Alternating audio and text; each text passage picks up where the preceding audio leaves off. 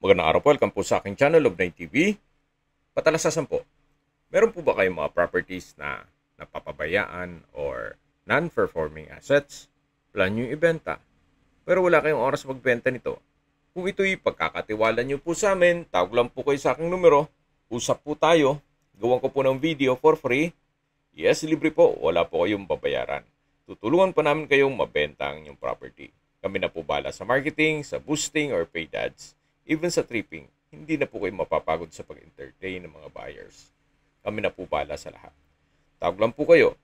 Nandito po tayo ngayon sa Pasay City kung saan meron po tayong bagong video presentation. Isang 2-story house na corner lot. Ito po ay well-maintained kaya ready for occupancy. Tungkol naman sa dokumento nito, ito po ay titulado. Kaya wala po kayong maging problema sa documentation o sa transfer ng title. Please manage your expectation. Gawa ng hindi po ganun kalapad ang daan. Karamihan po sa mga bahay dito ay paupahan. Kaya ito po'y income generating. Napaganda po ng lokasyon, nasa Metro Manila mismo. Nakabakod na po buong property, meron na rin pong steel gate. Ito po'y well-maintained, kaya ready for occupancy. Once na ma-acquire itong property, pwede na pong lipatan kaagad. So ito po yung steel gate at dito naman po yung corner side hanggang dun sa kabilang street po. Yan, hanggang dun ang property line. Ito pong bakod ay konkreto tong sa baba, then sa taas ay steel grill. Then dito po sa taas, yung sliding glass window ay may security grill din po. At dito po sa dulo ay meron din pong steel gate. Then sa taas po ay may water tank o overhead tank in case ng water shortage. Pero okay naman po ang water supply dito. Okay, sa detalye na tayo. Ito pong property ni na madam ay may lot area na 50 square meters at corner lot. Ito pong bahay ay may floor area na 90 square meters more or less. Ito po 2-story at may attic. Then yan po yung setback. Hanggang dito sa kabilang side na may grotto. Itong main door ay naka-double screen door at solid wood door. Samahan niyo po ako, pasok po tayo. Ito po yung living area o salas. Then sa dulo po yung dining area. Naka-tile flooring na rin po ito. Sa pintura naman po ng wall at ceiling, so far maayos naman. Then may mga moldura na rin po itong kisame. At mula po dito sa living area, dito naman po yung dining area. Then meron pong mga security grill itong glass window. At yan po yung hagdan naman papunta sa second floor. Dito naman po yung formal kitchen. Naka-granite kitchen countertop, stainless sink with faucet, wall-mounted cabinet, may center lamp, at storage ng kitchen utensils. Ito naman po yung common toilet and bath. Maayos naman ang toilet fixtures, naka-tile bathroom wall, may shower enclosure, at may overhead shower. So far, okay din po dito. Wala po kayong papagawa. Ganon din po dito sa kusina. Na kung saan galing na po tayo dito kanina.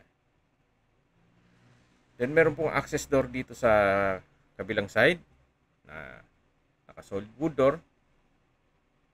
Ito naman po yung service area na may tile countertop with faucet, then may wooden rack, at ito po yung sa likod na access gate.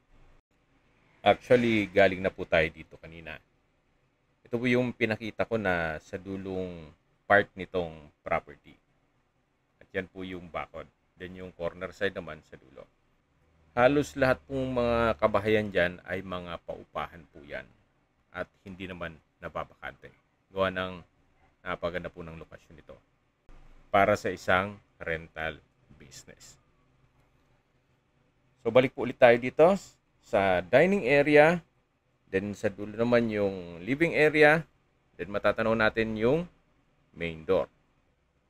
Bago po tayo umakyat, meron pong isang storage room o understair storage na pwede pong paglagyan ng mga kagamitan. Nagamit po nila yung mga espasyo. Magaling din yung naisip nito. Okay, balik po ulit tayo dito sa may living area. At yan po ulit yung hagdan. Naka-wooden staircase din po ito. Then, maayos naman ang pintura dito sa staircase wall. Samahan niyo po ako, akyat po tayo. So, nandito na po tayo sa second floor. Then, ito po yung hallway na papunta dito sa balkonahe.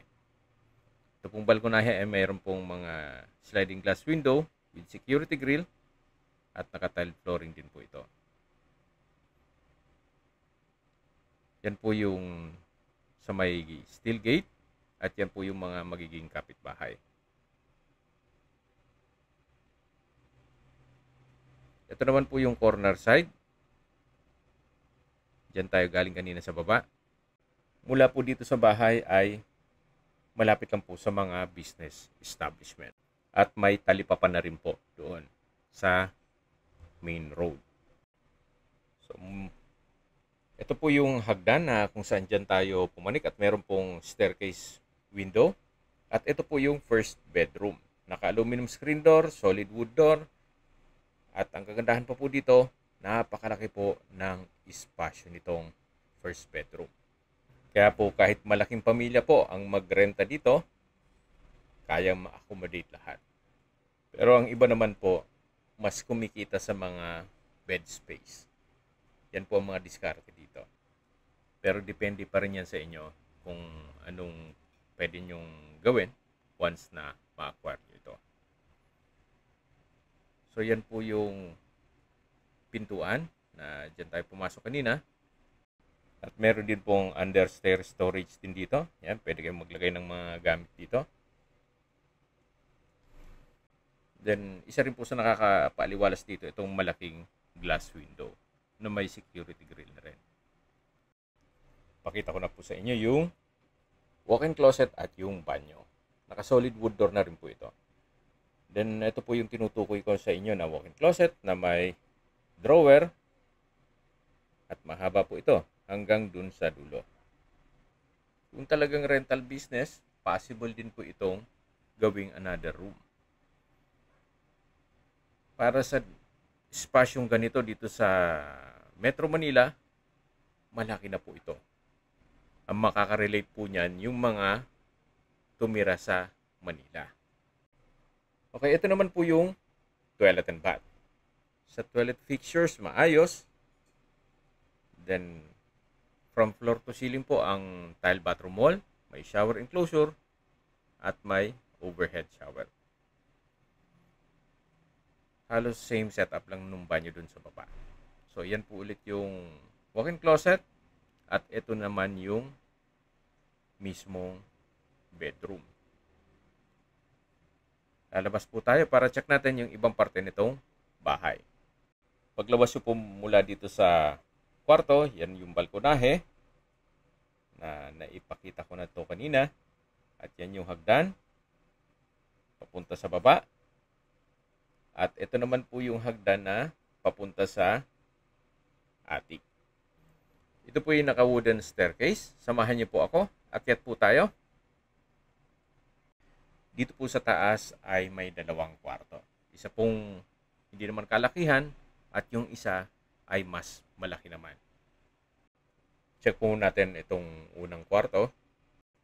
At kung gagawin mo namang bed space to, kasya naman po ang isang double deck. Labas po tayo.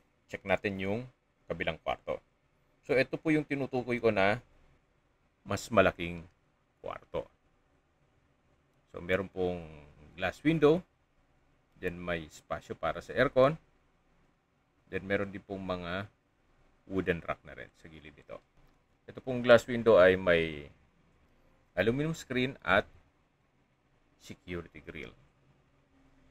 Meron din pong mga built-in cabinet sa gilid at may outlet na rin. Habang naglilibot po tayo at pinagmamasdan nyo po itong buong kabahayan, pag-usapan natin ang distance, location at travel time. Mula po sa airport o sa Terminal 3 o sa Resorts World, ang distance is 3.8 kilometers at ang travel time is 10 minutes. Mula naman po sa BGC o Bonifacio Global City, na kung saan nandun na po ang St. Luke's Hospital at mga business center, ang distance is 6.9 kilometers at ang travel time is 17 minutes kasama na ang traffic. Mula naman po sa Makati o sa business center ng Makati, ang distance is 8.1 kilometers at ang travel time is 18 minutes. Mula naman po sa MOA, na malapit na rin ang Baclaran Church, ang distance is 9.8 kilometers at ang travel time is 23 minutes. Mula naman po sa Asian Hospital Medical Center sa Alabang, ang distance is 12 kilometers at ang travel time is 23 minutes. Ito naman po ay malapit din sa mga hospital. Kaya yan po yung lagi kong binabagit sa inyo na dapat nyo i-consider sa paghanap ng property, yung meron pong malapit na hospital. Hindi ko naman po sinasabing sakitin kayo. Yan naman po ay for emergency purpose lang naman. Okay, sa presyo na po tayo. Binebenta po ito ni owner sa halagang 5.8 million pesos. Net. Ibig pong sabihin, si buyer na po ang sasagot sa lahat ng taxes at expenses with regards to documentation. Para sa akin, sa lokasyon at sa structure nitong bahay, na maayos pa naman, medyo fair deal na rin po. Bihira na po ang nagbebenta ngayon dito ng ganitong kaayos na bahay at titulado pa. Yan naman po yung opinion ko lang naman. Depende pa rin yan sa inyo kung anong assessment nyo dito sa property. Again, kung hanap nyo yung bahay bakasyunan, meron po tayong mga listings para dyan. Then kung gusto nyo for business use, o kung meron man kayong estudyante na nag-aaral sa Manila, pwede na po ito. Kung may mga katanungan po kayo, tawag lang po kayo sa aking numero. At sa mga kababayan naman natin na sa ibang bansa, meron po akong Telegram. Sa mga iPhone user man, may iMessage. Meron din pong Imo, Skype, Viber at WhatsApp. Same number lang po, 0917-316-3399. Sa mga nagtatanong naman po ng aming Facebook, meron po aming Facebook page na Nov9 TV at Facebook Reels Video. Meron din pong TikTok at Instagram. May ibang YouTube channel po kami na The Nov9 TV channel at Nov9 TV Listings. Sana po naibigan nyo ang video presentation. Paki-like and subscribe na lang po sa aking channel para ma-update din po kayo sa aking future listings. Kung sakali po hanap nyo yung mas malaking sukat na lupa, meron din po kaming ibang listings na pwede nyong pagpilian. Huwag po kayong mag-atubiling tumawag sa amin, then let us know your budget para malaman namin kung anong property pwede naming ilok sa inyo. Sa lahat pong viewers, subscriber at nagtiwala po sa amin, salamat po sa suporta.